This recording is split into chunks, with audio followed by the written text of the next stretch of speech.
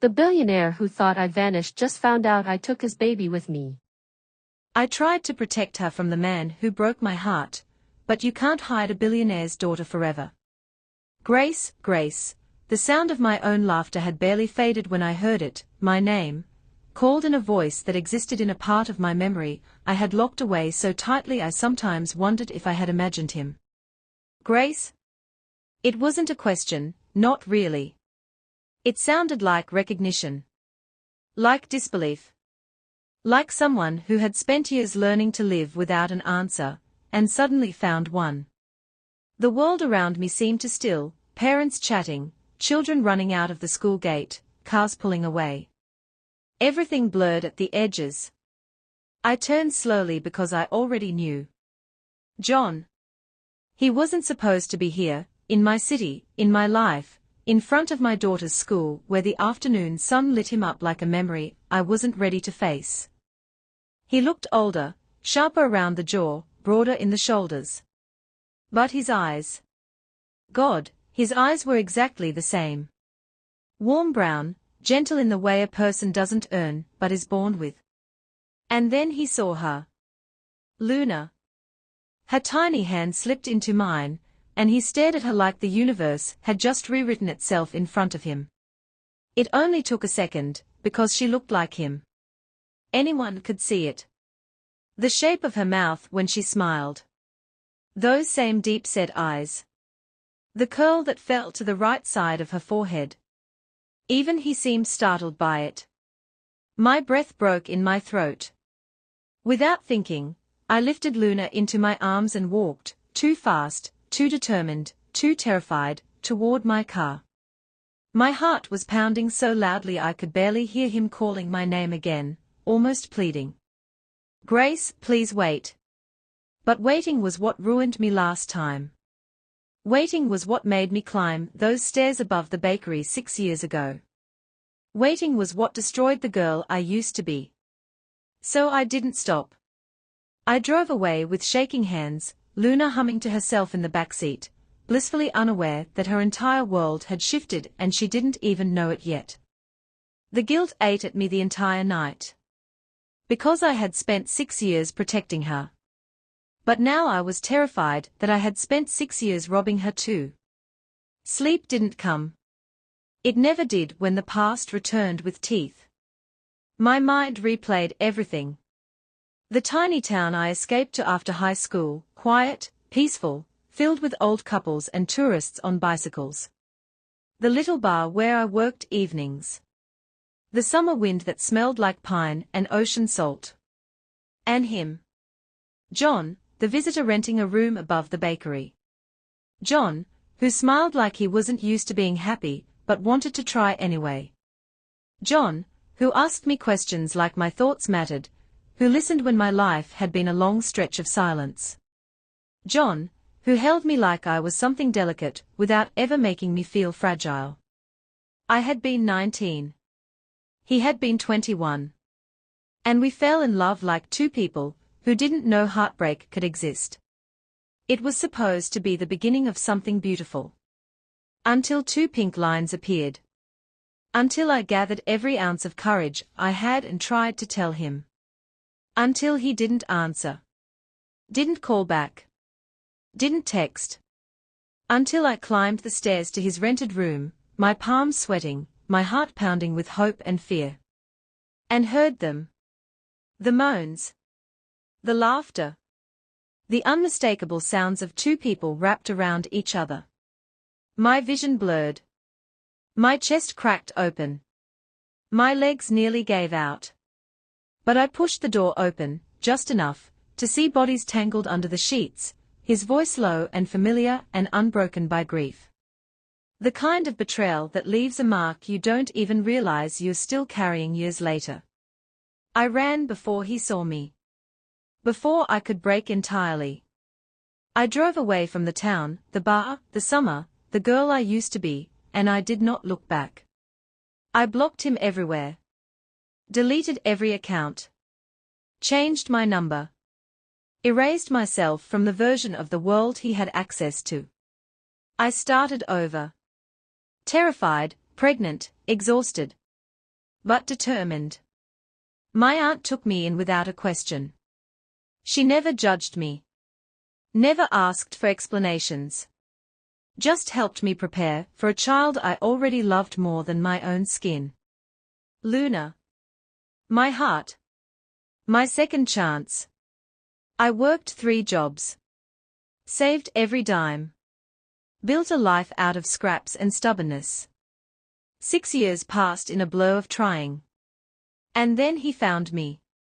The next day, I wasn't surprised to see him standing in the same spot by the school gate, hands shoved into his pockets like he didn't know what to do with them. His hair looked messier, like he'd run his hands through it 100 times. He was nervous. I had never seen him nervous before. I approached him this time, my chest tight, my voice barely steady.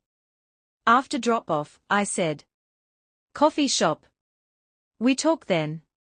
He nodded like he was afraid I'd vanish if he blinked. The coffee shop felt too warm, too bright, too normal for a conversation 6 years overdue. He spoke first, eyes searching mine. "Why did you disappear?" he asked quietly. "Grace, I looked for you. I filed missing person reports. I hired investigators. I thought something happened to you. I thought you were dead." The guilt stabbed me. Deep, sharp, unforgiving. "John," I whispered, "I didn't come here to talk about the past. I came to tell you something else." His breath hitched. Like he already knew the answer but couldn't dare believe it. "Luna is your daughter." He froze. Not a blink. Not a breath. Nothing. Then he whispered, voice breaking. "Mine?" "Yes." The grief that washed over him was almost unbearable to watch. Not anger. Not shock. Grief. A man mourning years he could never get back. He reached for the table, holding its edge like it was the only thing keeping him upright. "I missed everything," he said hoarsely. "Her first laugh, first steps, first words. I wasn't there. I wasn't, Grace, I wasn't there." I was about to explain everything, I whispered, but that night. A new voice cut through the air. "John. Aren't you going to introduce me?" We both turned. And the world tilted. There was another John. No, someone who looked exactly like him. Same jawline. Same eyes. Same voice softened by the same childhood. Hair slightly shorter, smile more mischievous. A twin. A twin I never knew existed. A twin he never mentioned. Because I never asked. Because family conversations made me uncomfortable, and he never pushed. My stomach dropped. My palms went cold. All this time.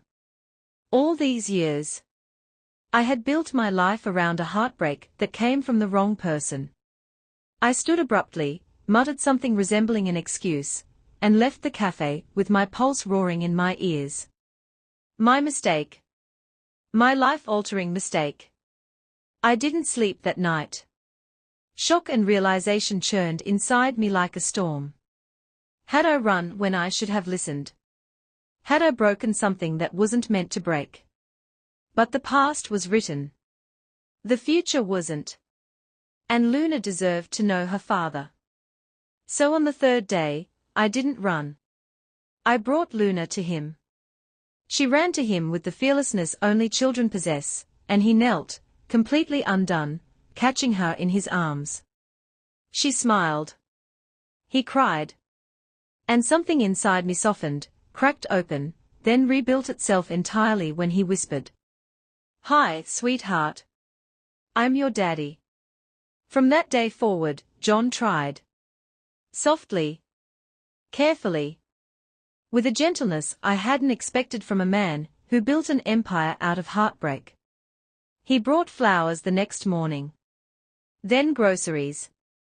Then toys for Luna. Then books. Then the quiet reassurance that he wasn't going anywhere. One evening, I finally told him the truth. The phone calls.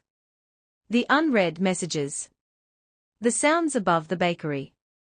The door I opened. The betrayal I thought was his. The terror that made me run.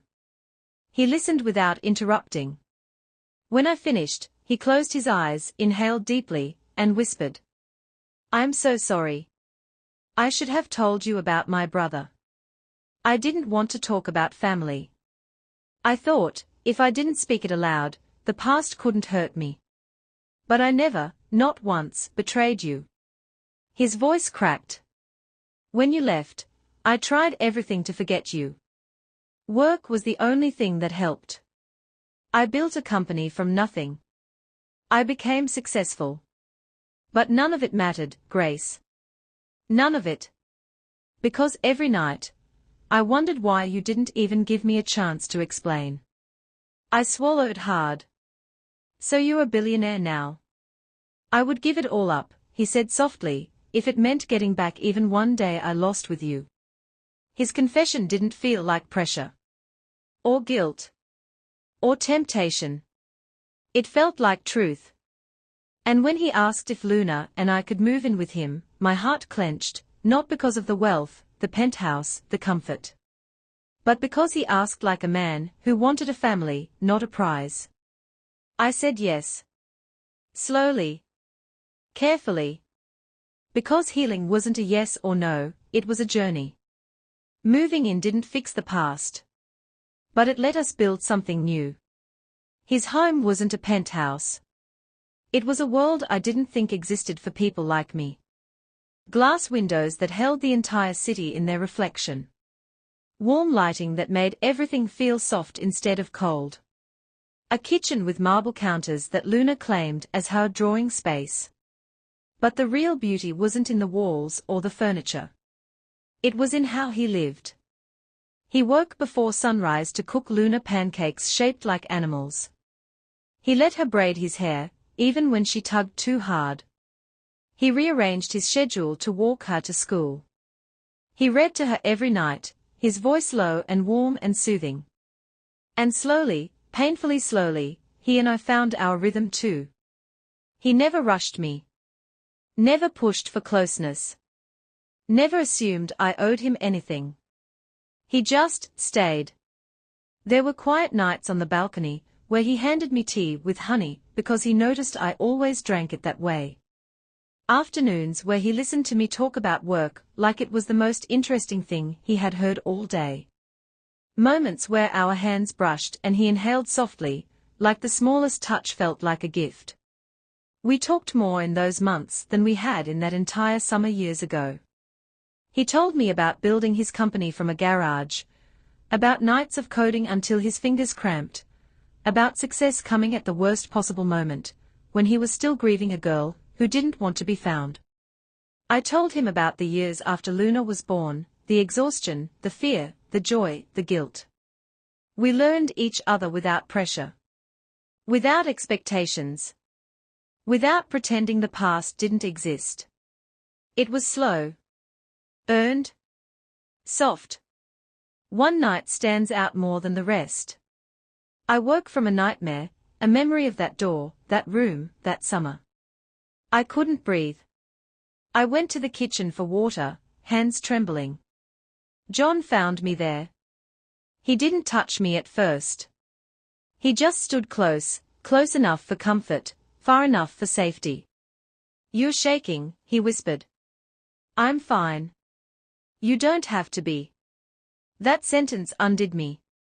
All the walls I held up, all the guilt I carried, all the fear I'd tried to swallow, they all came crashing down.